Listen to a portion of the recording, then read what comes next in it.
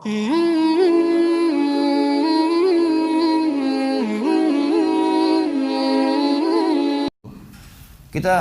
angkat dalil yang lain dan ada sebuah kaidah hidup. Saya sering dalam pengajian saya berbagi-bagi tentang masalah kaidah hidup. Kaidah hidup artinya jadikan sebagai poin dasar kehidupan Anda. Jadi, oh ini kaidahnya. Maka kita akan bisa menjalankan realisasi kehidupan kita dengan kaidah itu.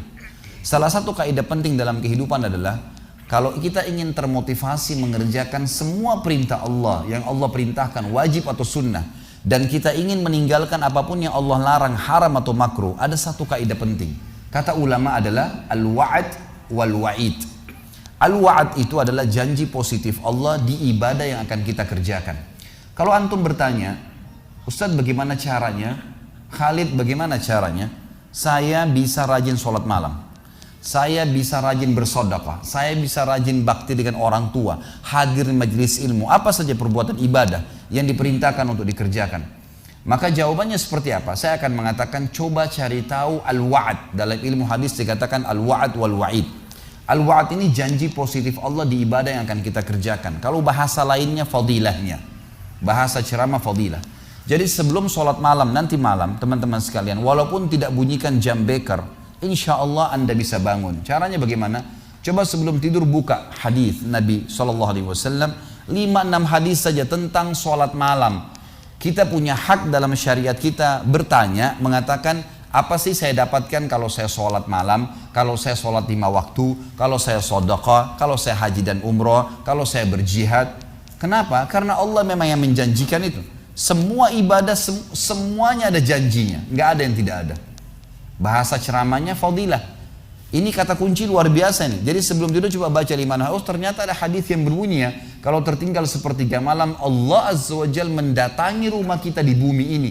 Kemudian berkata kepada para malaikatnya, adakah yang minta tolong saya tolong, adakah yang punya hajat saya penuhi, adakah yang bertobat saya ampuni. Maka Allah Subhanahu wa Ta'ala datang ke rumah kita. Kita kalau ngajukan proposal pembebasan tanah ke wali kota misalnya, kita harus datang ke kantornya, bawa proposal, itu pun nunggu antri. Baik kalau dipanggil, kalau enggak mungkin enggak bakal dapat. Tapi ini setiap malam Allah Azza wa Jalla datang ke rumah kita. Oh ternyata di bumi maksud saya. Kita akan mengetahui, oh ternyata ada yang saya dapatkan kalau saya sholat malam. Insya Allah dengan 5-6 hadis kita akan bersemangat untuk sholat malam.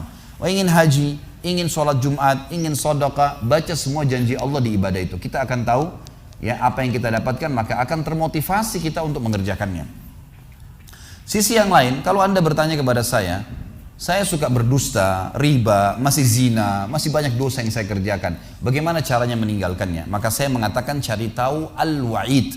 Al-wa'id ini gandengannya tadi al-wa'ad. Kalau al-wa'ad janji positif Allah di amal ibadah yang kita kerjakan, kalau al-wa'id ancaman Allah di dosa yang sedang kita kerjakan.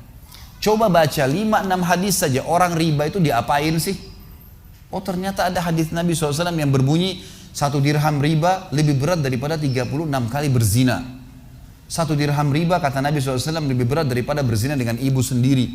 Ada poin di situ, ada sebuah ancaman. Orang kalau dusta diapain sih? Orang kalau zina diapain sih? Baca 5-6 hadis saja. Insya Allah dengan izin Allah Anda akan tinggalkan dosa itu. Karena wahyu berbicara langsung dengan hati manusia yang merupakan mahkota dalam diri manusia, akhirnya membuat mereka berubah. Maka ini kaidah hidup. Saya ingin tarik kaidah hidup ini dalam bahasan kita. Bekal dunia akhirat Al-Baqarah 197 tadi menjelaskan bahwasanya bekal ini adalah ketakwaan. Baik, saya ingin tahu takwa ini apa sih wa'adnya? Al-wa'ad, janji Allah di situ apa? Saya dapat apa kalau saya bertakwa? Ini perlu kita tanyakan, dan ulama menjelaskan tidak ada amal saleh, ibadah yang mengalahkan